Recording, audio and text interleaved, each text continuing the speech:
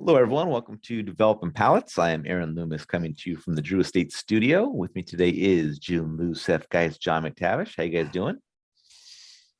Doing well, man. Tell you what, man, dang old doing well till down does not. I tell you what.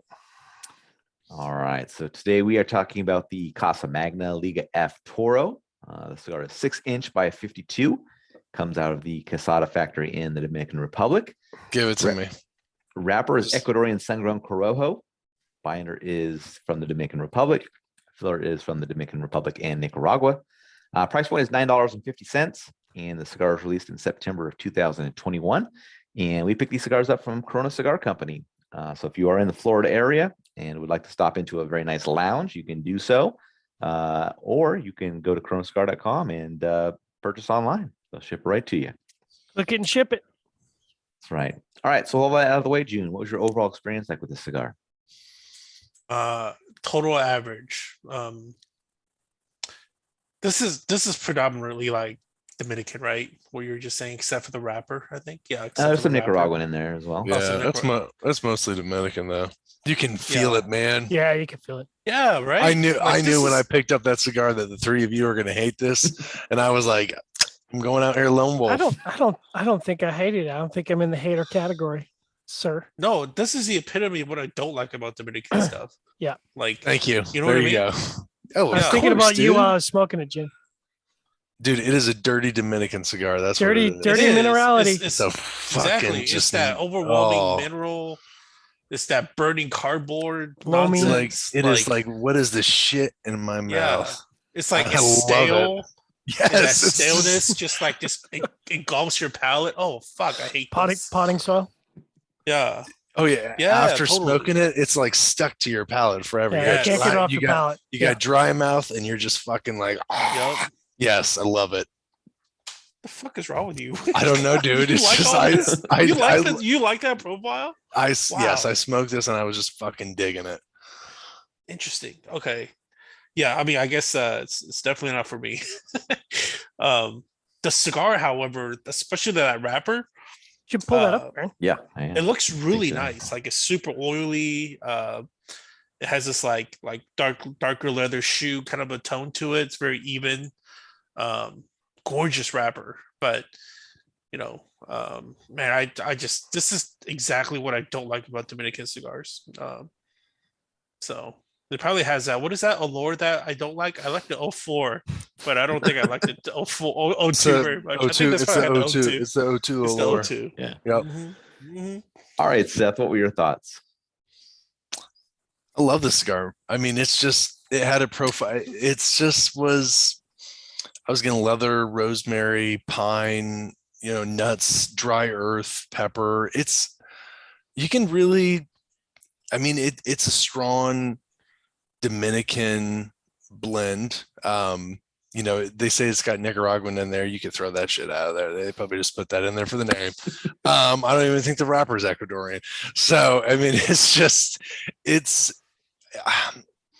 if you smoke some of those old school casadas and you look at when they made kind of a stronger blend and it was more of a Dominican focus like that's what this is. And it lingers, and it's not a Dominican profile that some people enjoy. All right, John, what were your thoughts? So, this is a great example since Seth was affronting my character in a couple of reviews ago. This is a great example of a cigar that, you wouldn't think would be in my wheelhouse, but kind of is in my wheelhouse because it just has it. When you get so much stuff that offends my palate, that you begin to like it. You know what I mean? Like it's like fermented cabbage. It should be offensive, but it's delicious. And I've been actually smoking Casa Magnas for a really long time, so I kind of have a soft spot for them. It's definitely kind of medium full. It came out in the first few puffs with bread and baking spices, but then you really get that sort of I think dirty is the right word, the dirty pepper and earth. Like if you just took potting soil and used fresh cracked pepper and rubbed them together, like that's the flavor, and it's nice. And then some chocolate and the minerality that I know drives Jiunn absolute bananas, kind of sat in the middle of the profile. So you get earthy, hot chocolate, spicy pepper, And it's just, yeah, it's nice. Interestingly, because the profile fell off in intensity, that kind of fell off for me in the second third. So the cocoa, mild earth, and wood were still there. Baking spices were still there, but they weren't as intense. So what ended up happening for me is unbalanced, and the earth kind of took over, and so it was more earth driven, which isn't really my thing.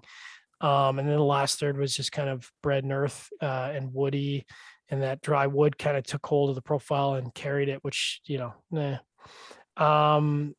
Draw had a little bit of resistance to it, but nothing major. And then had to do a relight, which was kind of a drag, kind of a canoe that at one point as well that corrected itself. So, overall, I would describe it as above average, slightly above average. I'll probably come back to this. Aaron, what about you? Yeah, for me, the cigar started with spicy toasted cedar and mustiness. The spiciness kind of moved off the cedar and became black pepper fairly quickly. Profile really maintained that kind of same combination through the rest of the cigar. I also had some burn issues. The cigar went out only 3 times, which is a bummer. I mean, it was a kind of pretty straight burn, but it just was going out, which I'm not sure what that was about. But overall, cigar was pretty average. Basic flavor profile. I didn't really have any real transitions going on. I think it did live up to the billing of, trying to be a stronger cigar than the original Casa Magna, but flavor profile just didn't do anything to elevate the cigar for me. So price point's attractive, but I just don't see that anything I'd come back to. But if you do like this flavor profile, it's price friendly, so you can go after it as much as you want, I guess.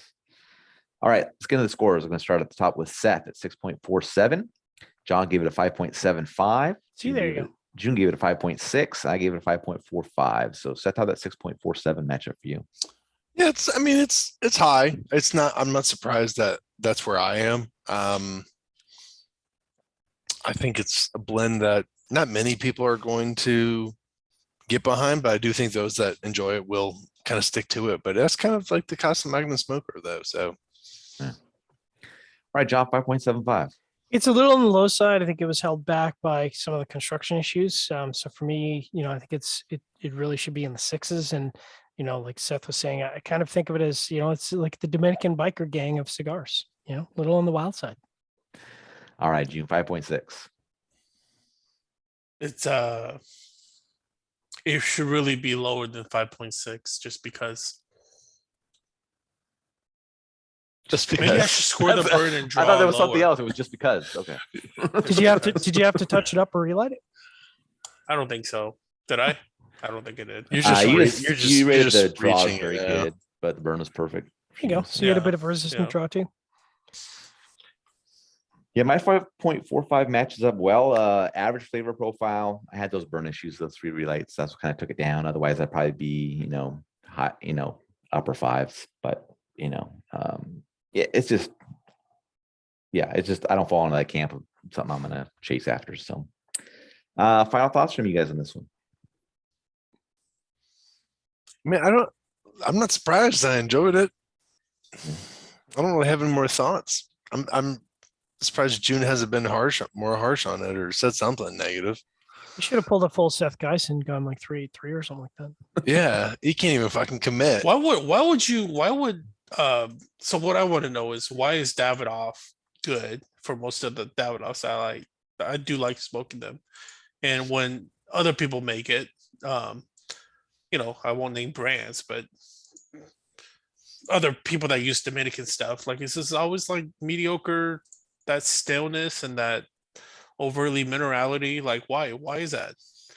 Look is at Davidoff actually using Dominican tobacco? Are they using Dominican tobacco? I would say look at the diversity. I would say the Dominican Republic has more diverse tobacco than that of Nicaragua, in that you get a lot of blends that can go in a lot of directions, like La Flor or Davidoff or EP Carrillo or Matilde or this. Not always saying it's good directions. You know what's interesting what you're saying there, Seth? I think you might be so right about the fact that I think the subtleties of Dominican tobacco are such that you can have 1,000 different tasting blends in the Dominican, where Nicaraguan cigars tend to kind of fall into like a handful of 10, 12 general profiles, and Dominican cigars can be a multitude, like you think about all the citrus notes and the minerality notes and the mustiness, and like there's just all these subtler notes that I think play into, how varied a profile can be. Something about being growing tobacco on an island, I think that changes something. I don't necessarily, think it's superior. I mean, it may be to my liking, but I can totally understand the people that are more Nicaraguan focused. I think the DR has also done a better job during the pandemic. Well, I don't know how you want to classify better job, but I think the Dominican Republic has continued operations much more smoothly than Nicaragua or Central American countries. Yeah. They probably have mass grave sites too, though. So What do you think creates such good? That's where they put all tobacco? they put all the fucking Haitians in it, dude. They probably just let the Haitians die all the time. Oh, man. I know that's Ouch. offensive. Yeah, that's All right. offensive, especially coming from someone of not my color. You look just whiter can't- than I do right now with the lighting going on. If you just catch this video on YouTube, be sure to subscribe to us. Also check out the full written review on the website, developmentpass.com. Follow us on all the social media channels, and you can catch all of our review recaps on podcasts. So iTunes, Google Play, and Podbean. Thank you for tuning in. Catch you on the next one. Liga F.